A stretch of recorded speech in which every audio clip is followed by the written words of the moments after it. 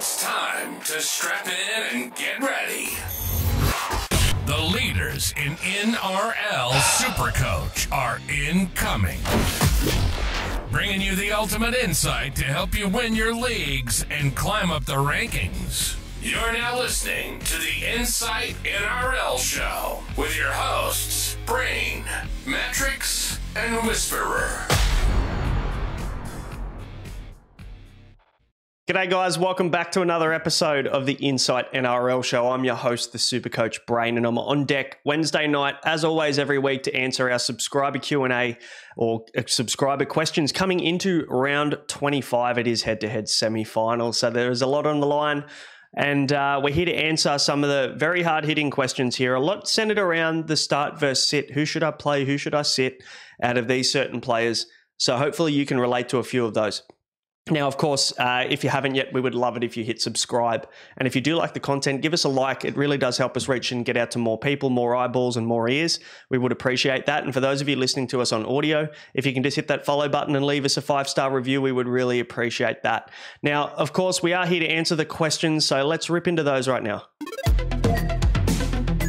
So we're going to bring the first question up on the screen here, and the reason they're centered around start v sit, we've got a couple of trade options here from Edge to start things off. Hey, Braino, which of these trade options do you reckon will yield more points? Option A being Ponga to one of Teddy or Edwards, and if so, which one?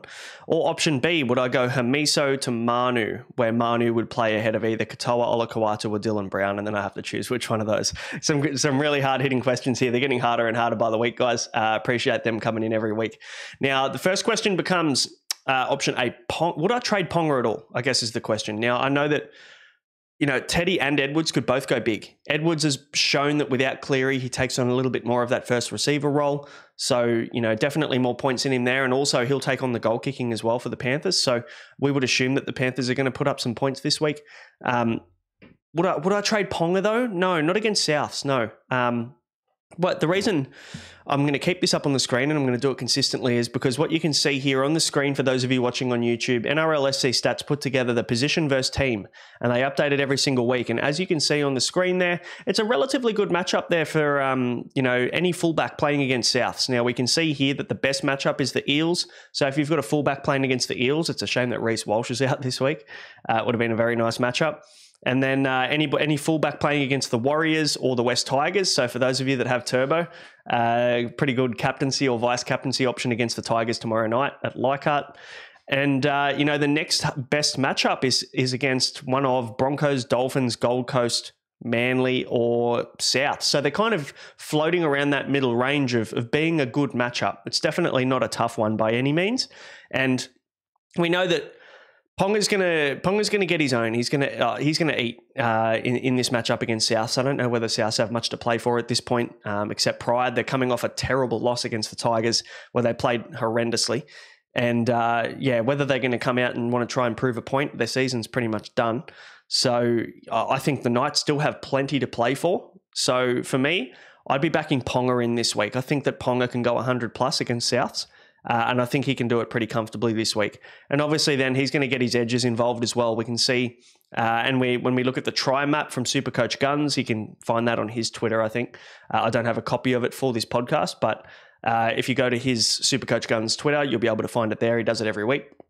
The try map, the South Sydney Rabbitohs give up, I think it is the first or the second most amount of tries to right wingers as well. So yeah, there's a bit to play for this week, and I think that those edges in particular against Souths are going to feast. So I definitely wouldn't be moving on Ponga, mate, to answer your first question. So I wouldn't go with option A.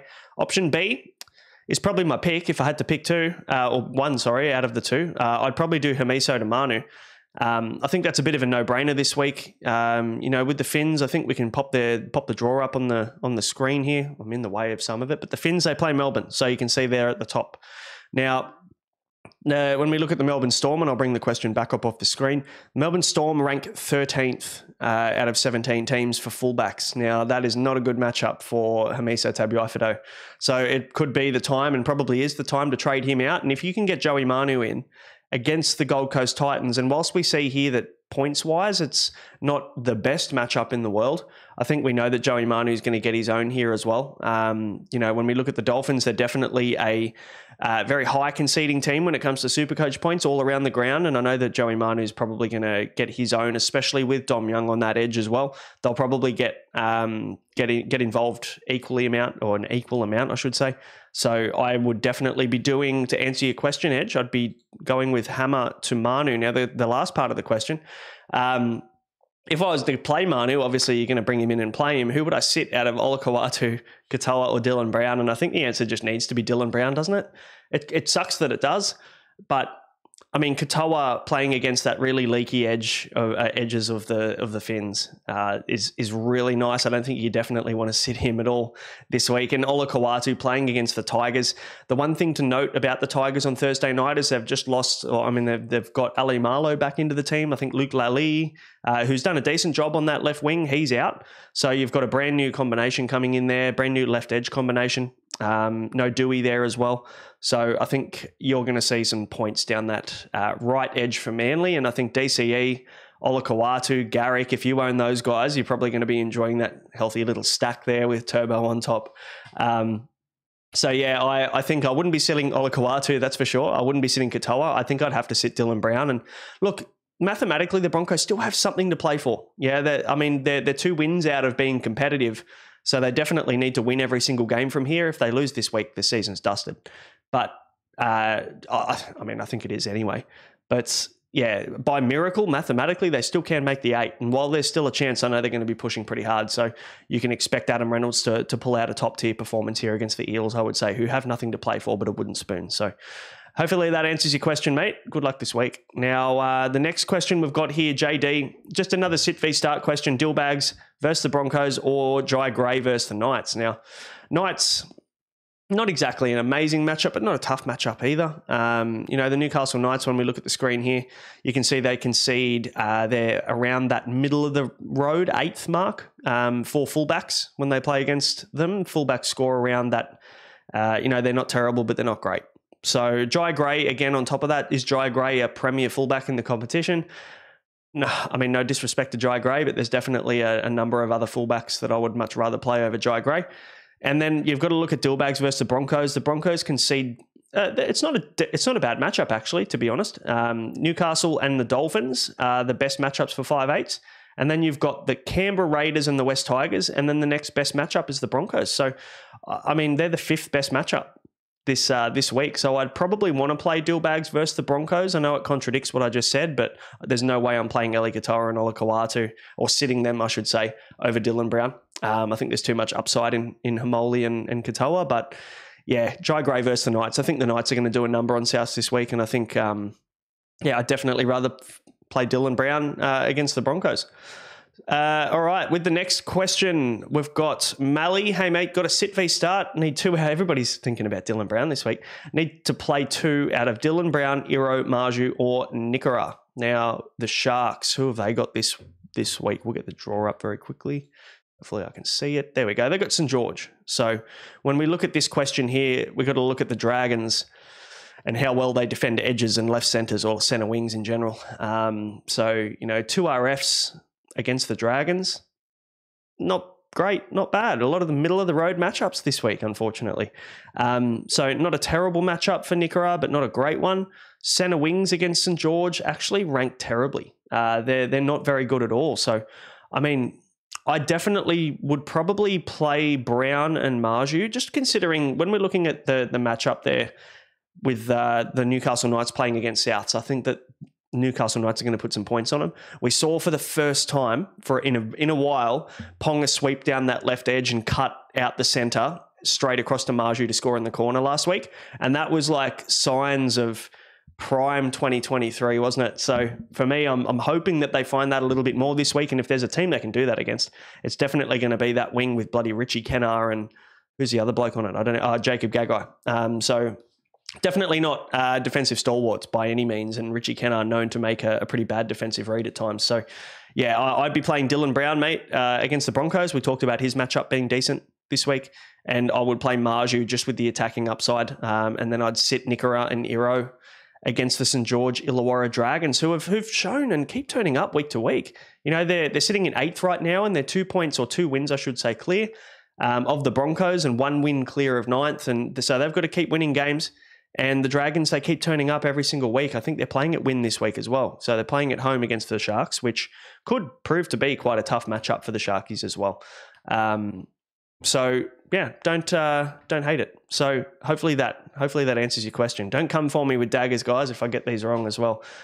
Just doing my best to go by the numbers. So Ferg with the second last question: who to bring in for Cody Walker? Do I bring in Trindle, Burton, or Luai? So I think I covered a fair bit in depth my thoughts on the halfback situation. There's another question coming on DCE very soon.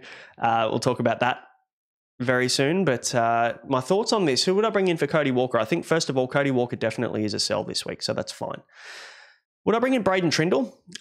Let's bring the draw up and have a look, shall we? Because I think, you know, like when we bring the question off the screen, the Sharks now have the Dragons, the Warriors, and the Manly Sea Eagles. Yes, I think they're sitting in 4th or 5th at the moment, you know, so they've got enough to play for to stay in the top 4. They've got to keep rolling out winning.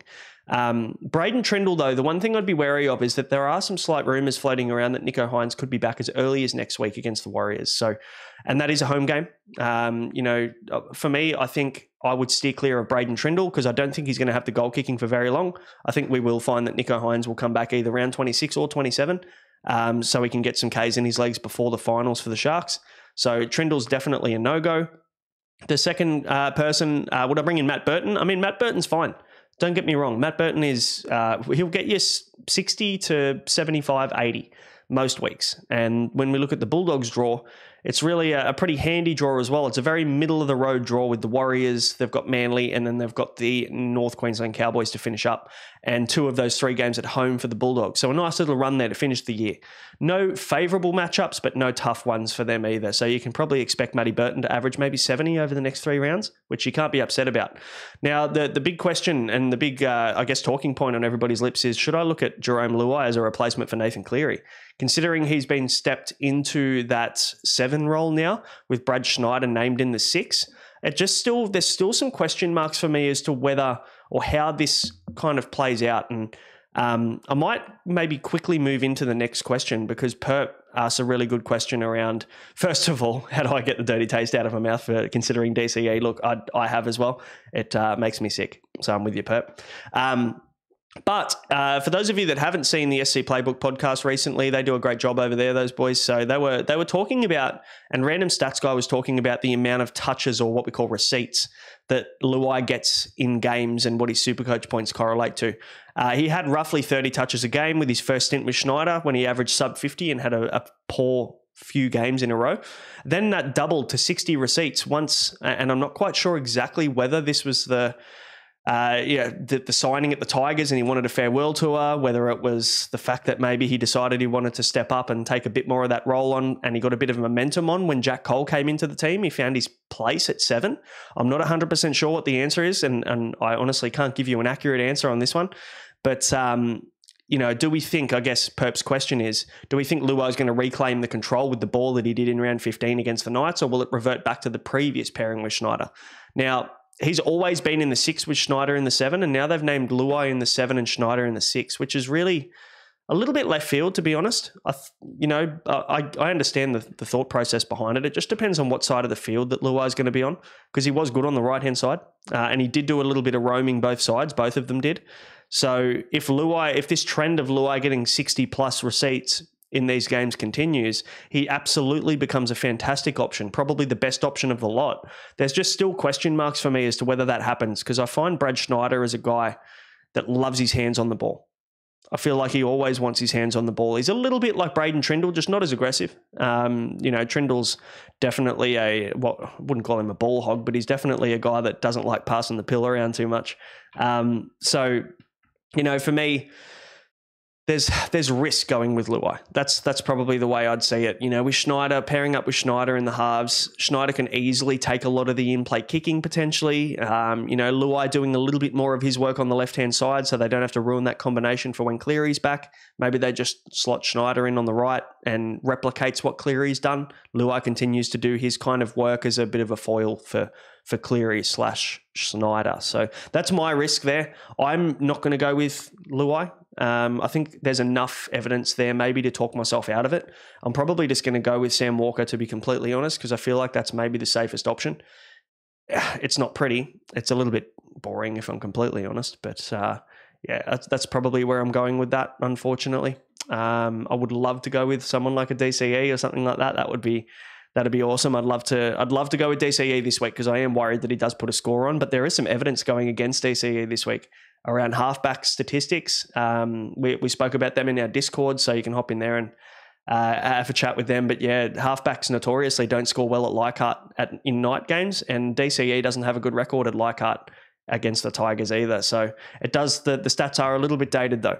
But I'm going to cling on to any little hope that I have that the Tigers can keep within 20 points of Manly on Thursday night.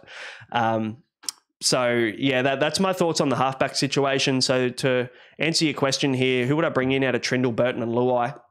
I mean, look, I still think Luai has the upside, but I don't know. It just depends on your situation, Ferg. For me, if it was a must win and I'm in a head-to-head semi-final with cash on the line, I'm probably getting Burton. Because I know what I'm going to get the next 3 rounds. Luai is a really high upside play. I'm ruling out Trindle, but Luai is a really high upside play that I would go with if I was happy to take that risk and maybe I wasn't playing for cash or I was just trying to get up the highest ranking I could. Then Luai's my guy because I think he's got more upside than Burton does. But I think Burton is your safest pick and a guy that could win you your head-to-head cash comp this week with the Bulldogs coming up against the Warriors. It is the SJ Farewell Tour in New Zealand, so that might not be an easy game for them, but I think Bulldogs will still, and Burton will still turn up and do his job as he always does. The second part of this question, also sit v start, need to pick 3 out of Marju, Meaney, Jerome Hughes, David Fifita, Angus Crichton. Isn't it crazy at this time of the year? We're talking about Gus Crichton being probably the best second rower in the competition at the moment. David Fifita probably being the second best or the best. And we're looking at whether we sit them this week. Isn't it wild? My 3 that I would pick here to keep this short and sweet would be Marju against the Souths. I've already talked about why I'd pick him. I'd sit Meaney. And then who would I play out of Jerome Hughes, David Fifita, Gus Crichton? I mean, I could get a little bit wild. My safe answer would be you just play Hughes, Fifita and Crichton. That'd be my safe answer. But I love Marju as a pick this week. I think he could score a double against Souths, and I think he probably could go 100 plus along with Ponga. So now the question becomes, who do I sit out of Hughes, Fifita and Crichton? You know, that's not a fun question to answer. I mean, we've got Fifita coming up against the Sydney Roosters, and I think that, you know, whilst Fifita is a quality player and he's almost matchup proof, I really wouldn't want to sit Jerome Hughes against the Finns this week. So that I'd be playing Hughes, I'd be playing Marju. Now I've just got to decide whether I'd be playing David Fifita or Angus Crichton. And I think Angus Crichton is running at the other edge. So he'll be running at Beau Fermor's edge, who hasn't played for a bit. He's been out injured with that bruised liver or something like that, I think it was, bruised kidney. That he had. So he's been out a little bit. So Gus Crichton, you know, looking relatively fresh. I'd rather play Gus over Fifita this week. I just feel like Fifita hasn't, and he's going to make me pay for saying this, I feel like he hasn't looked as interested maybe. And don't get me wrong, still score 70, still fine. But I just haven't seen that 120, 130 breakout that you'd normally see from David Fifita if he was truly invested. So yeah, for me, it's a risky sit, but maybe you sit Fifita and Meaney. Or if you want to play it safe, you just play your 3 most expensive. You go Hughes, Fifita and Crichton. It just depends how much this means to you, mate, really, and whether there's cash on the line or whether you can take a risk or whether you want to take it safe. There's your 2 options, Ferg. Guys, so that wraps up the end of this Q&A episode. Thanks for watching, guys. Really appreciate you hopping on, and hopefully this has given you a bit of a guide into my head and where I'm thinking with the halfbacks for this week. Some tough trades, some tough sit v starts as we've seen so far. But good luck this weekend. Hopefully some green arrows. Hopefully you can get yourself into your head-to-head grand finals. And if you haven't yet, please hit subscribe and like. We'd appreciate it. We'll see you on Sunday for the wrap-up. Good luck.